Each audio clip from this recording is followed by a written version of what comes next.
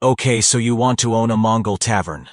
You picture a felt tent glowing under lantern light, kumis passed hand to hand, merchants trading stories of Samarkand and Karakoram while your coinbox fills itself. Then you look at what a real caravan actually needed. A string of 20 camels does not stop for a drink. It stops because the animals must be fed, and the bales must be guarded.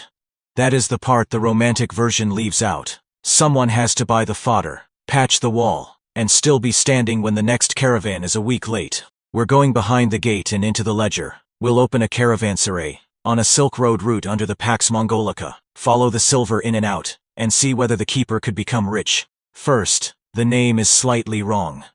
We call it a tavern, because that is the word that travels best today. What you are imagining, a walled compound with stabling, storage vaults, a kitchen, sleeping galleries, and a defensible gate was properly a caravanserai. A tavern is a room with a drink in it. Your place is a transport terminal, a bank vault, and a fortress sharing one courtyard. Caravanserais were commonly spaced about a day's ride apart, roughly 30 to 40 kilometers. Strung along the trade roads the Mongols had made safe enough to travel by night. Walk through the gate and the scale becomes obvious. A cart, or a loaded camel, can pass straight into a central yard. Storerooms line the walls, with stabling behind them and sleeping galleries above. This is not a felt tent with a jug in the corner. It is a warehouse with beds bolted to the top of it. The location does most of the heavy lifting. Under Mongol rule, merchants moved with a confidence earlier centuries never gave them. Bandit punishment was severe, patrols were real, and traders carrying valuable cargo across thousands of miles increasingly believed they would arrive. That belief is what fills your yard. A caravan arrives with different needs stacked on top of each other. The camels need forage. The bales need a locked room. The merchant needs a private space to inspect his goods and negotiate without every rival in the market watching. A servant needs somewhere cheap to sleep, near the animals he is responsible for. Anyone arriving with cargo brings weight that cannot simply wait outside until morning. The building is laid out to turn each need into a charge. The gate brings in the caravan. The yard holds the animals. A fodder bill follows from the stable, a bed fee from the gallery, and a storage charge from the storeroom. A single caravan therefore arrives as dozens of customers at once, camels, bales, and men, all billed separately, all unable to simply move on to the next town before dark, before any of that silver reaches your hand, though someone has to build the place.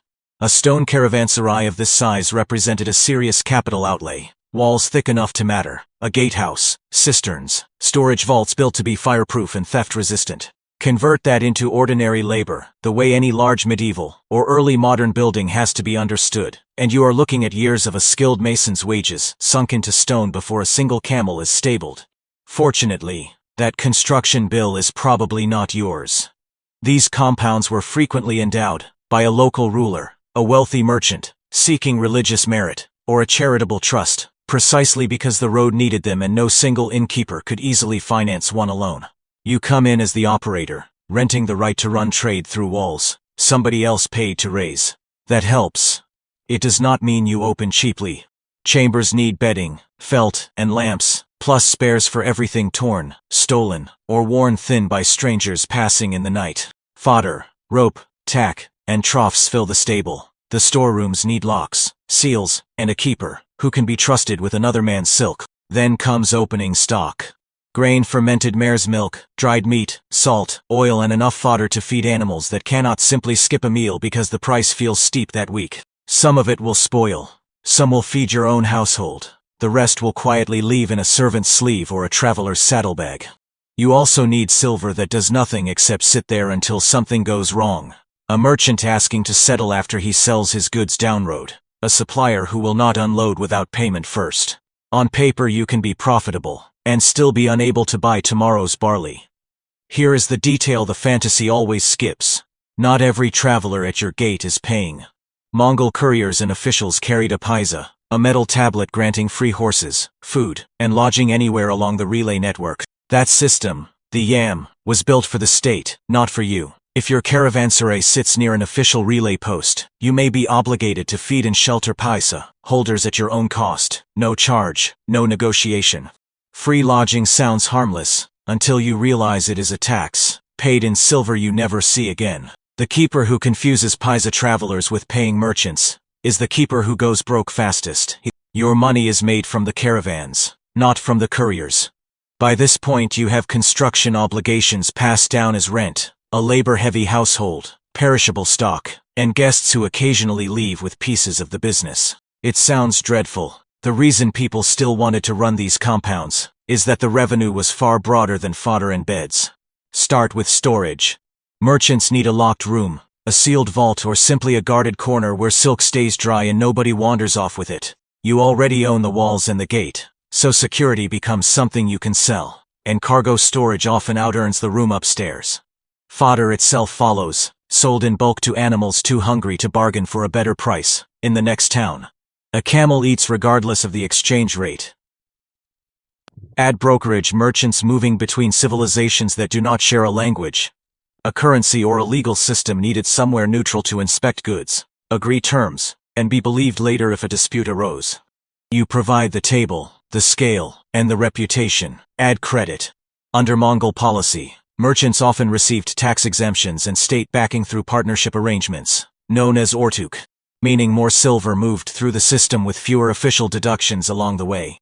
Extend credit to the right merchant, and he returns to you every season, his business tied to your gate long after he has ridden on. Stack the income properly, and the caravanserai looks like several businesses, sharing one courtyard. Fodder starts the bill, and storage makes it larger. Beds earn from the night, brokerage the deal itself. Credit keeps the merchant loyal after he has left. Reconstruct a strong season and the shape becomes clear. Steady caravan traffic across a secured trading season brings in solid revenue.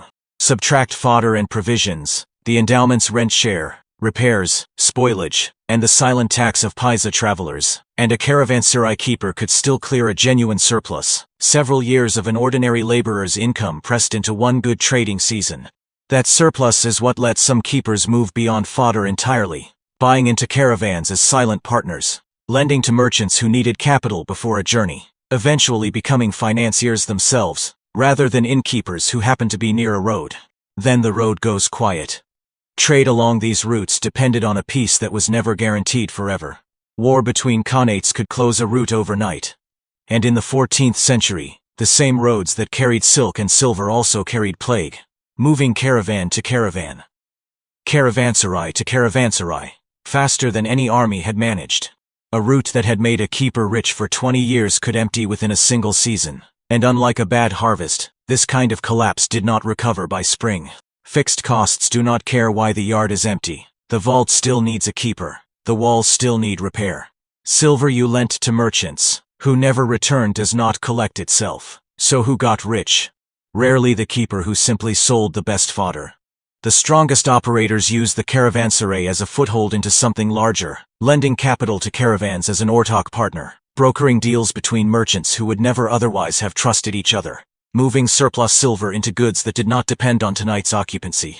The compound gave them traffic, information, and trust. They turned those into partnerships, property, and standing far beyond one gate on one road. Could you become rich owning a Mongol tavern? Yes, but the tavern was only ever the starting point. Run it as a drinking room, and you earn a living. Run it as a storage vault, a brokerage, and a credit house wearing a caravanserai's walls, and it can open the door to a fortune.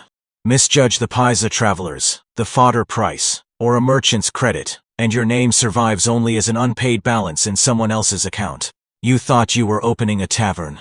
What you were really opening was a toll booth on the only road two civilizations could safely meet on.